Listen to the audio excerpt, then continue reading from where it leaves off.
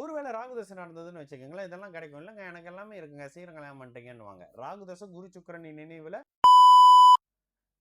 வணக்கம், நான் உங்கள் விக்கி ப்ரோஸ்.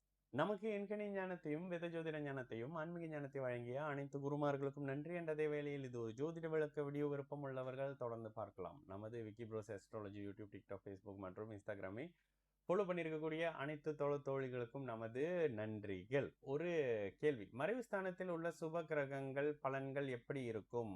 அதனுடைய ஆதிபத்தியம் தர முடியுமா? எக்ஸாம்பிள் சுக்கிரன், குரு, புதன் and Rahu in 3rd house. Okay, உங்களுடைய ஜாதகத்தில் அந்த மாதிரி இருக்கிறாங்களா? ஓகே, லக்னத்தை பேஸ் பண்ணி இந்த அமைப்பு வருங்க. எந்த லக்னம்? ஒரு உதாரணத்துக்கு குருவை பற்றி கேட்டுட்டீங்க. குரு இயல்பாக மேஷ லக்னத்துக்கு 3ஆம் இடத்துல இருந்தால் தன்னுடைய 9ஆம் வீட்டை பார்ப்பாரு. இது ஒரு எவ்வளோ பெரிய விஷயம். 9ஆம் இடத்தை பார்ப்பாரு, 5ஆம் இடத்தை பார்ப்பாரு, உங்களுடைய ஜாதகத்தினுடைய 11ஆம் இடத்தை பார்ப்பாரு.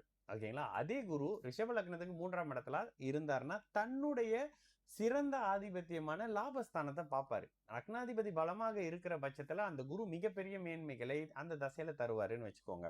அதே மாதிரி மிதுன லக்னம், மிதுன லக்னத்துக்கு 3ஆம் இடத்துல குரு இருக்கிறது அட்டகாசம். அதே மாதிரி சிம்ம லக்னம் 3ஆம் இடத்துல குரு இருக்கிறது டல் அடிக்கும். ஏற்கனவே அது விஷயம் சொல்லியிருக்கலாம். குரு பயங்கரமான ஆன்மீகவாதி. சுக்கிரனுடைய வீடு, கிளப்பிங்குக்குள்ள என்ன நடக்குமோ அது கிளப்பிங், சுக்கிரனுடைய வீடு. அதே மாதிரி வேற என்ன, மகர லக்னத்துக்கு குரு 3ல இருந்தாருன்னா 3ஆம் ஆதிபத்திய அமைப்புகள்னு செய்வார். அதே மாதிரி ரிஷப லக்னத்துக்கு 3ஆம் இடத்துல குரு இருக்கிறாரு. எந்த லக்னத்துக்குமே 3ல குரு சுக்கிரன் இருக்கக்கூடாது. எந்த லக்னத்துக்குமே 3ஆம் இடத்துல சுக்கிரன் இருக்கக்கூடாது.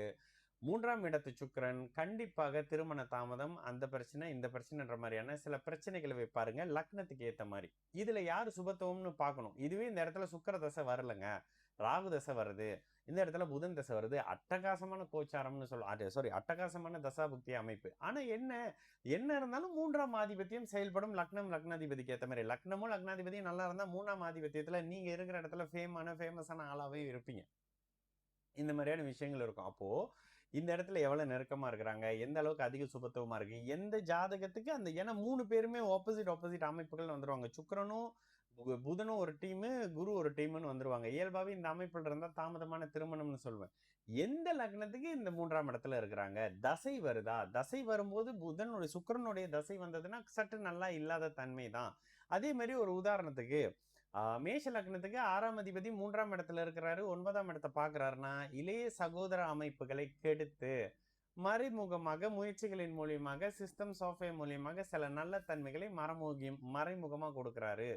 சுக்கிரன் எந்த லக்னத்துக்குமே 3ல மறைக்கூடாதுங்க. தனுசு லக்னமா இருந்தா கூட அவர் 3ல இருந்தாருன்னா சிம்மத்தை பார்ப்பார். ஆனாலும் என்ன செய்வாரு, அந்த 3ஆம் இடத்து மறைவுல காரகம் கெடும். காரகம் தாங்க, உயிர் காரகம் கெடும். அதுல கூட உயிர் காரகம் கெடும், உயிர் காரகம் தாமதிக்கப்படும். இந்த அமைப்புல ஒருவேளை ராகுதசை நடந்ததுன்னு வச்சுக்கோங்களேன், இதெல்லாம் கிடைக்கும். இல்லைங்க எனக்கு எல்லாமே இருக்குங்க, சீக்கிரம் கல்யாணம் பண்ணிட்டீங்கன்னுவாங்க. ராகுதசை குரு சுக்கிரனின் நினைவுல ஆதிபத்திய ரீதியில 3 சுபரோட தொடர்புல இருக்கிறதா அப்படின்னு நல்ல பலனா பண்ணிக்கிட்டு இருப்பாரு ராகு. அதனால தனிச்சு ஒரு அமைப்புன்னு சொல்ல முடியாதுங்க. லக்னத்தையே கேட்டு கொடுத்திருந்தீங்கன்னா இன்னும் நல்லா இருந்திருக்கும். சரிங்களா?